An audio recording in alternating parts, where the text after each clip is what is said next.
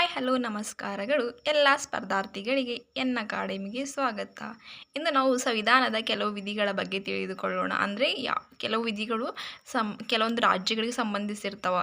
ಆ ಒಂದು ಯಾವ್ಯಾವ ವಿಧಿಗಳು ಯಾವ್ಯಾವ ರಾಜ್ಯಗಳಿಗೆ ಸಂಬಂಧಿಸಿವೆ ಅಂತ ತಿಳಿದುಕೊಳ್ಳೋಣ ಸ್ನೇಹಿತರೆ. ಇನ್ನು ಸಂವಿಧಾನದ 371 ಯಾವ ರಾಜ್ಯಕ್ಕೆ ಸಂಬಂಧಿಸಿದೆ ಅಂದರೆ ಮಹಾರಾಷ್ಟ್ರ ಮತ್ತು ಗುಜರಾತ್ ರಾಜ್ಯಕ್ಕೆ 371 ಸಂಬಂಧಿಸಿದೆ.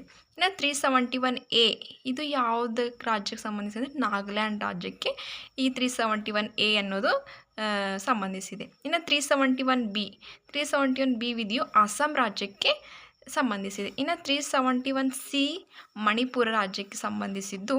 371D ಆಂಧ್ರ ರಾಜ್ಯಕ್ಕೆ ಈ 371D ಅನ್ನೋದು ಸಂಬಂಧಿಸಿದೆ. ಇನ್ನು 371E ಆಂಧ್ರದಲ್ಲಿ ಕೇಂದ್ರೀಯ ವಿಶ್ವವಿದ್ಯಾಲಯ ಸ್ಥಾಪನೆ ಅಂದರೆ 371D ಆಂಧ್ರ ರಾಜ್ಯಕ್ಕೆ ಸಂಬಂಧಿಸಿದ. ಇನ್ನು 371E ಅನ್ನೋದು ಆಂಧ್ರದಲ್ಲಿ ಕೇಂದ್ರೀಯ ವಿಶ್ವವಿದ್ಯಾಲಯ ಅಂದರೆ ಸೆಂಟ್ರಲ್ ಯೂನಿವರ್ಸಿಟಿ ಇರ್ತಾವಲ್ಲ ಅದಕ್ಕೆ ಈ ಒಂದು 371E ವಿಧಿ ಸಂಬಂಧಿಸಿದೆ.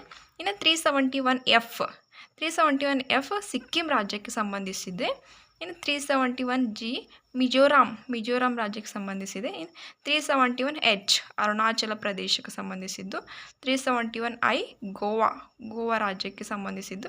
ಇನ್ನು 371J ಹೈದರಾಬಾದ್ ಕರ್ನಾಟಕ ನಮ್ಮ ರಾಜ್ಯಕ್ಕೆ ಸಂಬಂಧಿಸಿದೆ ಸ್ನೇಹಿತರೆ. 371J ಹೈದರಾಬಾದ್ ಕರ್ನಾಟಕ ನಮ್ಮ ರಾಜ್ಯಕ್ಕೆ ಸಂಬಂಧಿಸಿದೆ. ಧನ್ಯವಾದಗಳು.